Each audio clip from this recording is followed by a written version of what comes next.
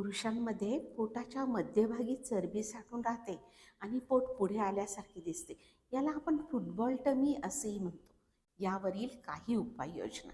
महत्त्वाचा भाग म्हणजे आहारातील बदल.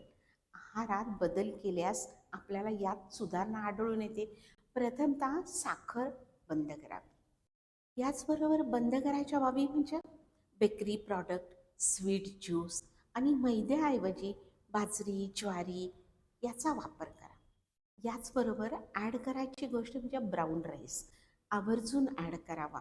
त्याचबरोबर प्रोटीनचे प्रमाण वाढवावे. यासाठी डाळी, हरभरा, दूध, अंडी यांचाही समावेश करावा. विशेष करून आहारात रेषेदार पदार्थ असावेत. त्यात पालेभाज्या, सलाड, फळे. आणि करावयाचा महत्त्वाचा बदल म्हणजे रात्रीचं जेवण हे लवकर घ्यावं. किमान 8:30च्या आत तरी घेण्याचा प्रयत्न करा आणि विशेष म्हणजे जेवण हलकं असावं.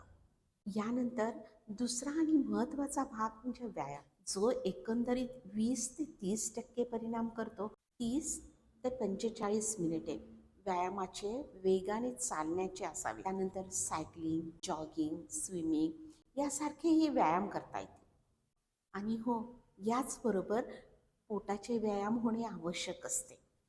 फुटबॉल कमी करायचा असेल तर योगासने आवर्जून ॲड केली पाहिजे. मग यात विशेष पोटाचे जे आसने आहेत, भुजंगासन, नौकासन, पवनमुक्तासन, धनुरासन, कपालभाती, अनुलोम विलोम हे श्वसनाचे व्यायामही ॲड करावे. असे हे व्यायाम आठवड्यातनं किमान 5 दिवस तरी होणे आवश्यक असते. तर या पुढील उपायांसाठी आपण पुन्हा भेटतोय एक पाऊल आरोग्याकडे. धन्यवाद.